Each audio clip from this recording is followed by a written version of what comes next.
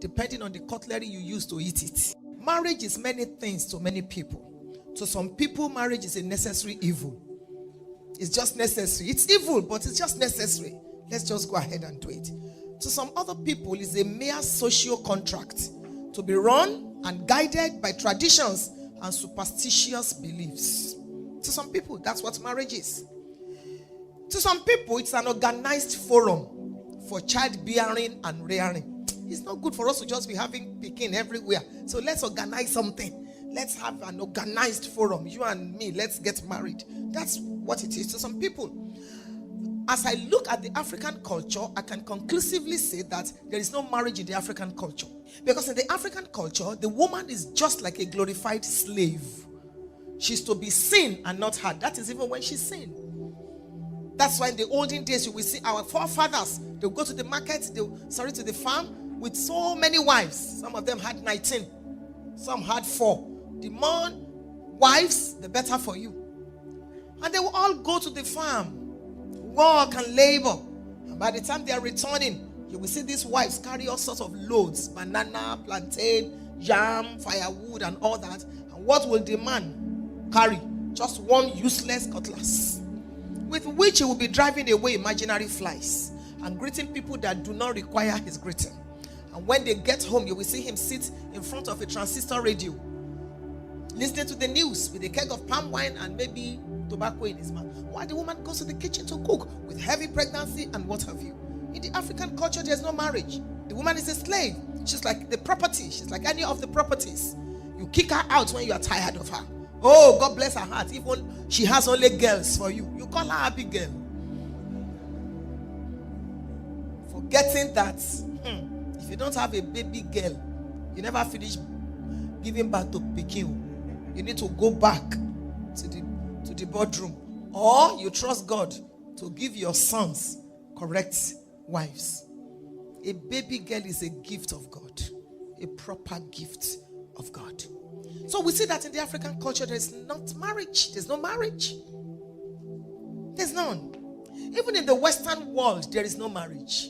It's a business. For better, for stay. For worse, for live.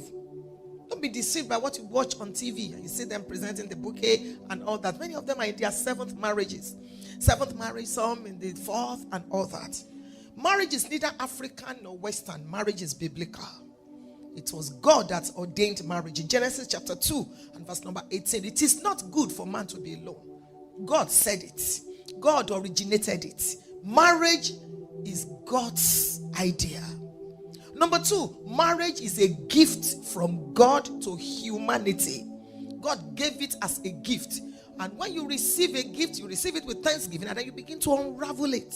So marriage is a gift of God, and it's a gift from God to humanity. Marriage is also a mystery. It's a mystery. In the book of Proverbs chapter 30 verses 18 and 19. Proverbs 30, 18 and 19. There be 3 things which are too wonderful for me, yea, 4 which I know not.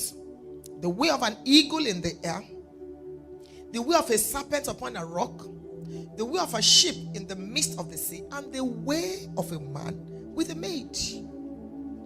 The way of a man with a maid. 2 strangers, quote and unquote, suddenly meet. And then they start dating. They begin a courtship. And before you know it, they are in the marriage relationship. And they eliminate every other person. They don't want to see nobody. They're just together everywhere. It's a mystery that has to be unraveled. That's what the Bible says in Ephesians chapter 5. For this cause shall a man leave his father and mother, and shall be joined unto his wife, verse 31. And they two shall be one flesh. 32 says, this is a great mystery, but I speak concerning Christ and the church. Nevertheless, let every one of you in particular so love his wife, even as himself. And the wife see that she reverences her husband. If marriage is a mystery, then it has to be unraveled. Marriage is a ministry, it has to be fulfilled. Marriage is a divine calling. But I discovered that many people go into marriage for very wrong reasons. Some people go into marriage because they are old enough. Some go into marriage because they think people will talk if I don't do it. Some go into marriage because of family pressure. Let me just get into it. Some go into marriage out of sympathy. That girl has been, I don't know how to tell her that I'm not convinced again. Let me just go. Some going to marry for various wrong reasons, and they end up in trouble. Marriage is not a weekend affair. It is a lifetime institution. So you cannot afford to go into marriage anyhow. They say love is blind. I beg to disagree. And in case I even agree, can I say that love may be blind, but marriage is the eye opener. So before you go into a marriage, close one eye in prayer, open the other one in watching. Look very well before you jump into it, because you can't jump out. It is like, the masquerade and the masquerader. The masquerade is that garment that they put on. The masquerader is the man behind it. When the masquerader puts on the masquerade and he's moving in the sun, for instance, and he farts, he cannot remove the masquerade and say, I did fresh air. No. So in my village, they say, it's so amomorani.